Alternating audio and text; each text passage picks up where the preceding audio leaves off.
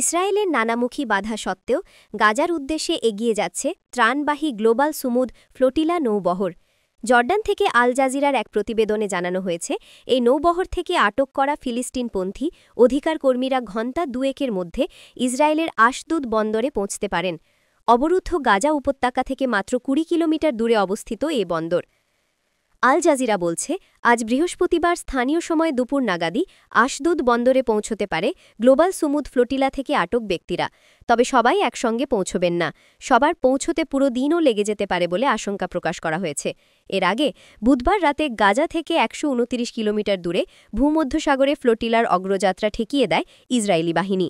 আটকে দেওয়া হয় দেইর ইয়াসিন, হিউগা, স্পেক্টার, আদারা, আলমা, সিরিয়াস, আরোরা ও গ্রান্ডি ব্লু নামের অন্তত ৮টি নৌকা। যদিও রয়টার্সের খবরে বলা হয়েছে, থামিয়ে দেওয়া হয়েছে ১৩টি নৌযান। ইসরায়েলি বাহিনী ওই নৌযানগুলোতে উঠে অধিকার কর্মীদের আটক করে। আটককৃতদের মধ্যে রয়েছেন সুইডিশ অধিকারকর্মী গ্রেটা থুনবার্গও। পরে ইসরায়েলের পররাষ্ট্র মন্ত্রণালয় জানায়, হামাস সুমুদ ফ্লোটিলার কয়েকটি নৌযান নিরাপদে থামানো হয়েছে। গ্রেটা ও তার সঙ্গীরা নিরাপদ ও সুস্থ আছেন।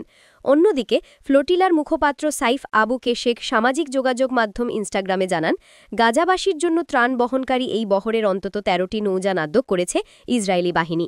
আটক করা হয়েছে ৩৭ দেশের ২ শতাধিক অধিকার কর্মীকে। তবে এই বাধা সত্ত্বেও নৌবহরের অগ্রযাত্রা থেমে নেই। গ্লোবাল সুমুদ ফ্লোটিলা সমুদ্রপথে গাজায় ত্রাণ পৌঁছে দেবার একটি বৈশ্বিক উদ্যোগ। ৪০টিরও বেশি বেসামরিক নৌযান নিয়ে গঠিত এই বহরে রয়েছেন প্রায় ৫০০ মানুষ।